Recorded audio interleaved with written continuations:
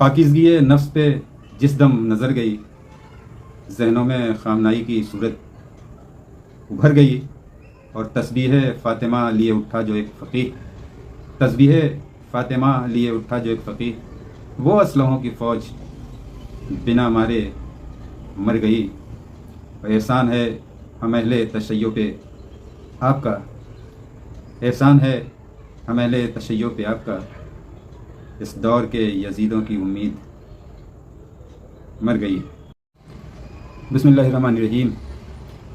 आप रहबरे इनकलाब Ayatollah खामनाई, Karbala के पैगाम के अलमबरदार। तारीख गवाह है कि जो कौमें करबला के पैगाम को समझ लेती हैं वो कभी जुल्म के सामने सर नहीं झुकाती। आज के दौर में अगर कोई रहनुमा इस पैगाम को प्रैक्टिकल लीडरशिप में तब्दील करता नजर आता है तो वो थे रहबर मुअज़्ज़म आयतुल्लाह अली खामनाई। क्या किरदार था, क्या इसार था, क्या वफा थी, और आखिर में क्या कुर्बानी पेश की। मकसद हुसैन को ज़िंदा करके मालिक हकीकी से जा मिले। आयतुल्लाह खामनाई की क़यादत सिर्फ एक पॉलिटिकल लीडरशिप नहीं बल्कि एक आइडियोलॉजिकल मिशन है। उनकी नज़र में करबला सिर्फ एक वाक़या नहीं बल्कि एक इटरनल मैसेज है जो हर ज़माने में ज़िंदा रहता है। जिस तरह इमाम हुसैन अलैहिस्सलाम ने जुल्म के ख़िलाफ़ क़याम किया और हक़ की खातिर अपने और अपने अहले बैत की कुर्बानी पेश की, उसी तरह रहबरे इनकलाब हमेशा ये पैगाम देते रहे कि जालिम के सामने खामोश रहना सबसे बड़ी शिकस्त है। ये थे हकीकी इमाम हुसैन के पैरोकार।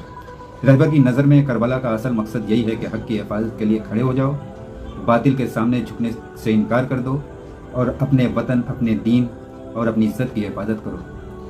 इसी सोच ने ईरान को एक रेजिस्टेंस नेशन बना दिया। आज दुनिया की बड़ी बड़ी ताकतें दबाव डालती हैं, पाबंदियां लगाती हैं, लेकिन ईरान का निज़ाम इसलिए कायम है क्योंकि उसकी बुनियाद करबला माइंडसेट पर है।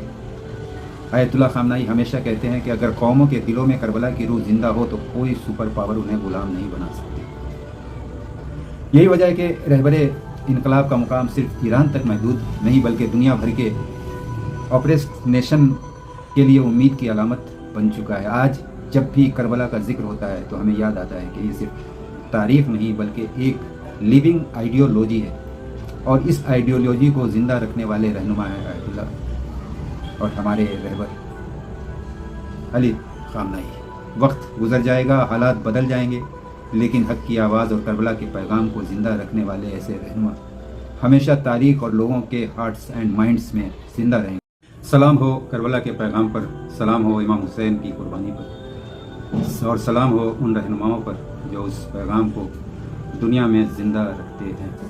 खुदावंद आलम रहबर मुअज़्ज़म की कोशिशों, उनकी कुर्बानी, ईसार और वफ़ा को हमेशा पाक दिलों में ज़िंदा रखे। परवरदिगार उनके अज़्म और इस्तकामत को हक़ के रास्ते पर चलने वालों के लिए हमेशा एक रोशन मिसाल बना दे। इलाही आमीन।